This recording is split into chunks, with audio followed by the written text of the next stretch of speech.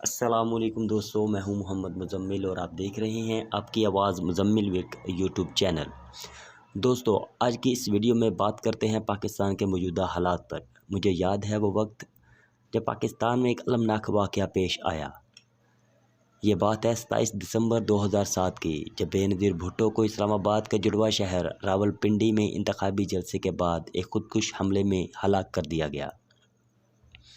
اس کے بعد پاکستان میں تو ریاست نام کی کوئی چیز نظر نہیں آ رہی تھی۔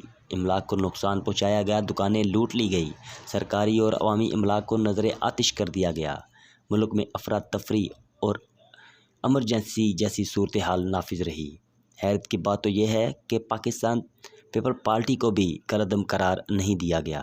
اس کے بعد پاکستان کی تاریخ میں طویل ترین دھرنا سربر اقتدار جماعت پاکستان تحریک انصاف نے 2014 میں بطور حزب اختلاف کی جماعت اسلام آباد میں دیا تھا، جو 126 دن تک جاری رہا۔ اس دھرنے میں بھی سرکاری املاک کو نقصان پہنچایا گیا، پاکستان ٹیلی ویژن کو نقصان پہنچایا گیا اور مختلف دیگر املاک کو بھی نقصان پہنچایا گیا۔ پاکستان میں جلاؤ گھیراؤ کی باتیں کی گئیں، سرکاری ملازمین کو پھانسی پر لٹکانے کی باتیں کی گئیں، انہیں مارنے کی باتیں کی گئیں، لیکن اس جماعت کو بھی کالعدم قرار نہیں دیا گیا۔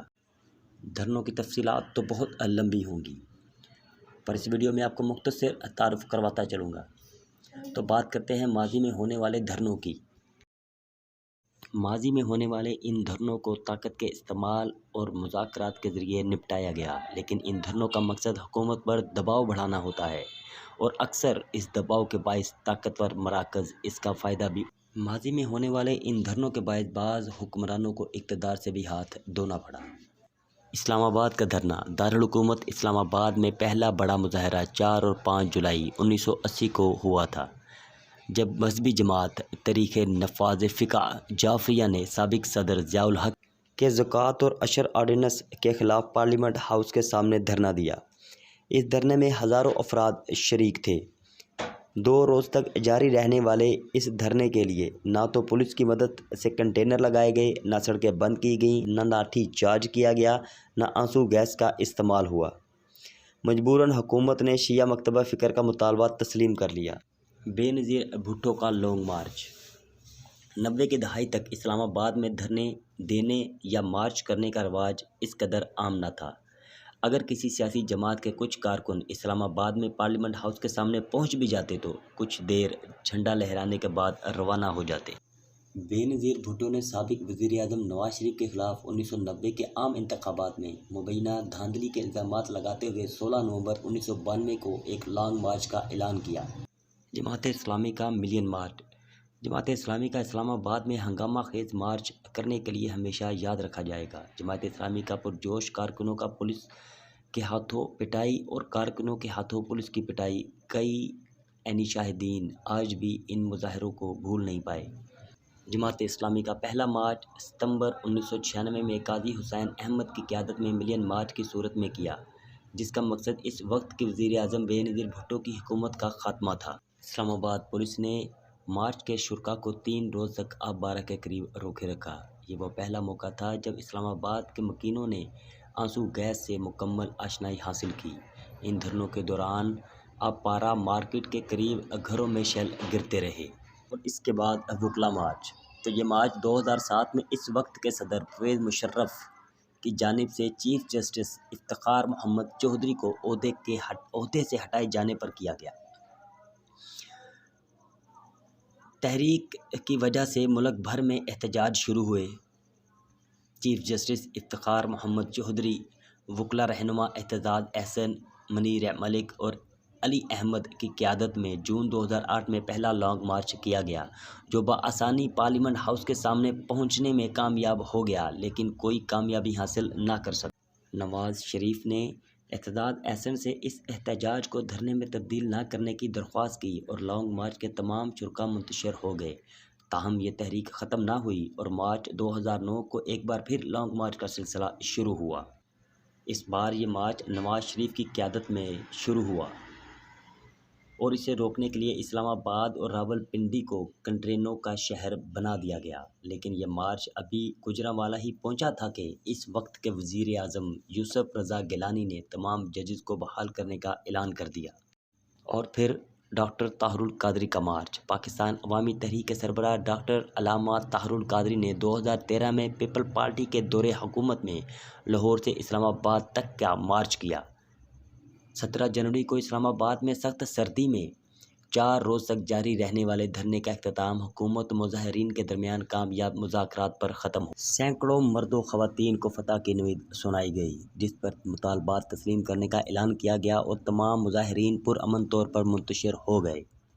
اس کے بعد 2017 میں علامہ خالد حسین رضوی صاحب کا دھرنا، آزادی مارچ 2019، اور ان سب میں سے کسی بھی ایک جماعت کو کالعدم قرار نہیں دیا گیا، اور جب بات آئی تحفظ ناموس رسالت کی تو تحریک کو کالعدم قرار دے دیا گیا۔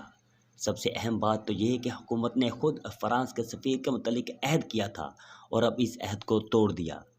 اس پہ قرآن مجید کی ایک آیت اور ایک حدیث مبارکہ آپ کے گوش گزار کرتا چلوں۔ سورہ بنی اسرائیل آیت نمبر 34، اللہ تعالیٰ فرماتا ہے، اور یتیم کے مال کے قریب نہ جاؤ بجز اس طریقے کے کہ بہت ہی بہتر ہو، یہاں تک کہ وہ اپنی بلوغت کو پہنچ جائیں، اور وعدے پورے کرو کیونکہ قول و قرار کے بارے میں پوچھا جائے گا۔ اور مشکوٰۃ المصابیح حدیث نمبر 35، حضرت انس بیان کرتے ہیں کہ رسول اللہ صلی اللہ علیہ وآلہ وسلم جب بھی ہمیں خطاب کرتے تو فرماتے، جس شخص میں امانت نہیں اس کا ایمان نہیں، اور جس شخص کا عہد نہیں اس کا کوئی دین نہیں۔ اس سارے معاملے میں حکومت کا رویہ بہت جارحانہ رہا۔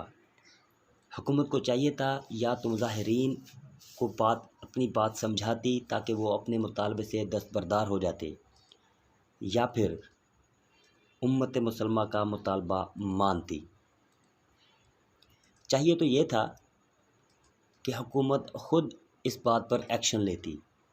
یہ ہمارا مذہبی معاملہ ہے، اس حد تک مذہبی معاملہ ہے کہ تمام مسلمانوں کے جذبات اس سے جڑے ہوئے ہیں۔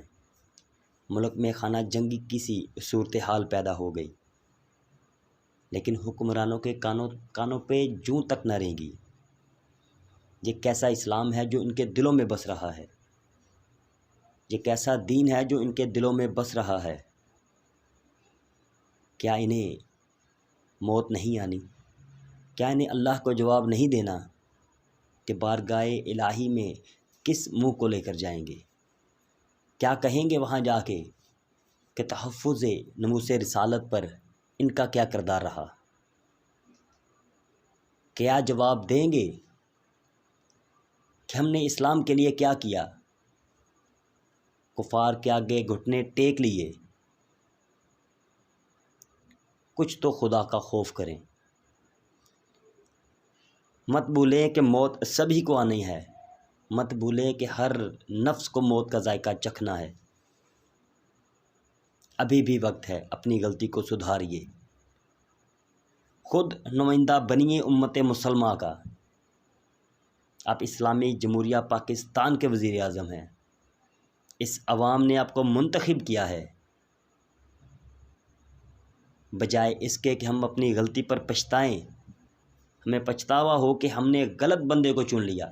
یہ ریاست مدینہ کے جو علم بردار تھے، جنہوں نے دعوے کیے تھے بڑے بڑے، یہ سارے کے سارے ابلیسی لشکر والے نکلے۔ دعا ہے کہ اللہ ہمیں دین کو سمجھنے کی اور اس پر عمل کرنے کی توفیق عطا فرمائے۔ اللہ حافظ۔